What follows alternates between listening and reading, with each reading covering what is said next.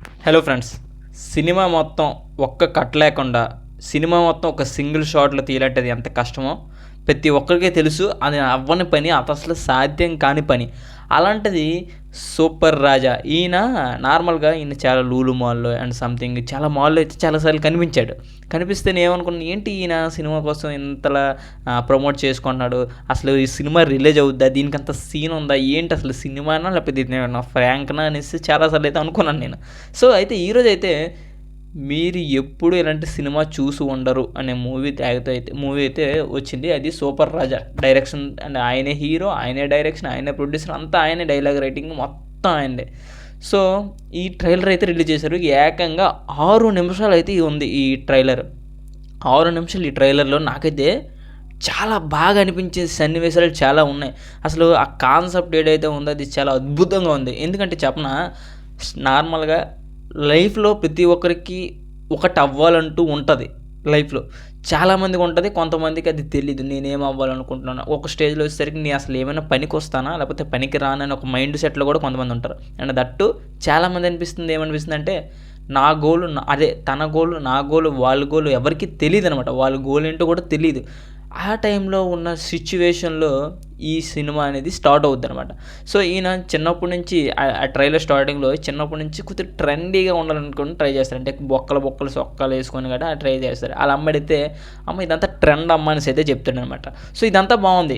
After పెద్దోడయ్యాక ఈయనకున్న ట్రెండ్లో, ఈయనకున్న అలవాటులో, ఈయనకున్న వ్యక్తిత్వంలో, ఈయనకున్న mind సెట్తో ఏమవుతుందంటే ఏ ఆఫీస్లో ఏ ఉద్యోగాలు ఎవరు ఒకరు ఇచ్చినా వాళ్ళకి ఈయన సెట్ అవ్వడం, వీళ్ళ కమ్యూనికేషన్ సెట్ అయ్యేది కాదనమాట.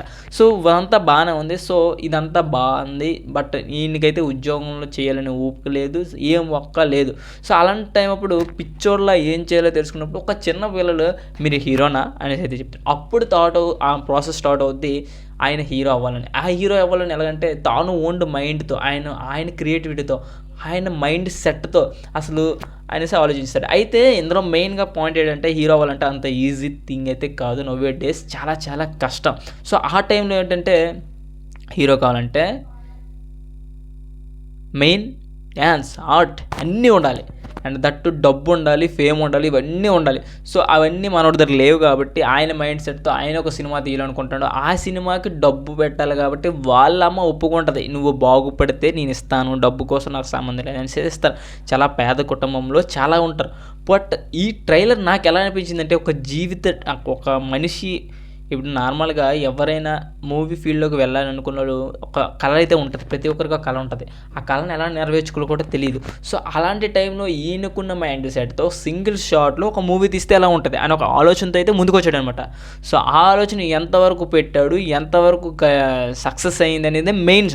సో టీఎఫ్ఐని మెయిన్గా ఓన్ చేసుకున్నాడు కాబట్టి ఆ ఫిలిం మేకింగ్, ఆ టైం మేకింగ్, ఆ సెన్సిటివ్ మేకింగ్, ఆ థింకింగ్ ఇవన్నీ కరెక్ట్గా సెట్ అయితే సినిమాలో వస్తుంది.